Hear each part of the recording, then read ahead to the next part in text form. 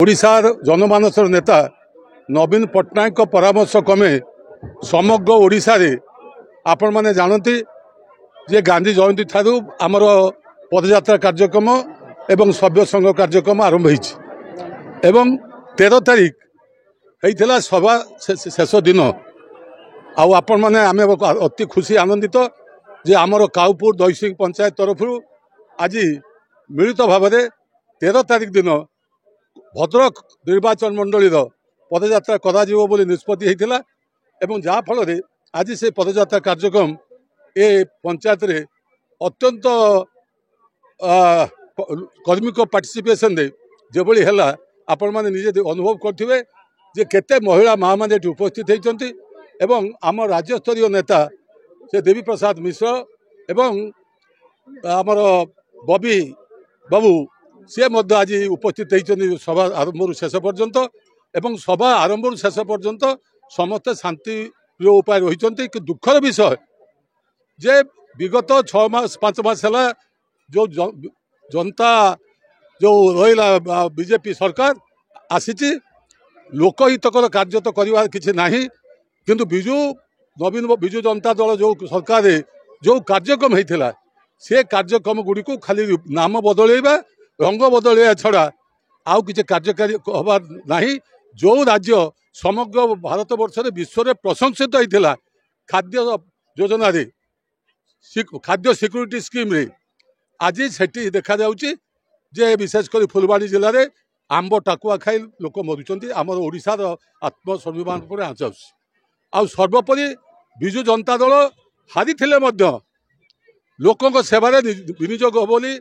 निजक उत्सर्गित करेंगे बोली नवीन बाबू कही आपण निजे अनुभव करेंगे आम ये जो मैंने आसु आम कहीं भोटे निर्वाचित होइनु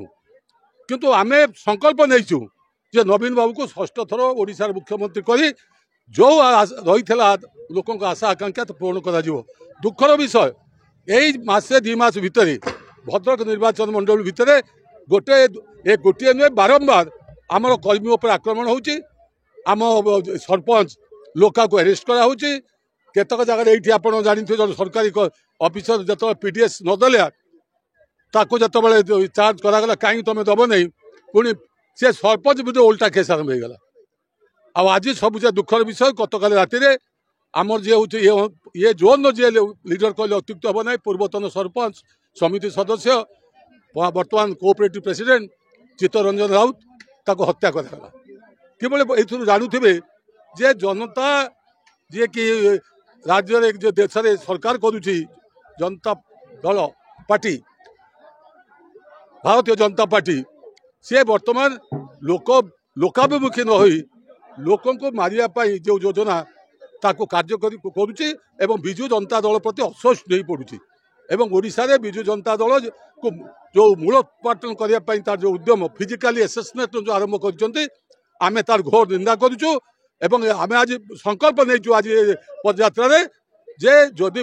यही आक्रमण चालू रहे आमे प्रति आक्रमण करूँ एवं जहाँ को आज हत्या कराई जदि 24 घंटा विरुद्ध दोषी को धरा न जाए ताले विजु जनता दल राज्य कमिटी पदक्षेप नब एवं तत्सहित एठिकार जो साधारण लोक हूँ कि आमर लोक प्रतिनिधि हूँ बा एठी जो आपणकर बहुत गुजरात सरपंच लोका ताको जहाँ को 7 दिन जेल में रही बिना कारण यही भाव जदि ग्रास रूट लेवल ले जो मैंने निर्वाचित प्रतिनिधि अच्छा प्रति सम्मान न रुहे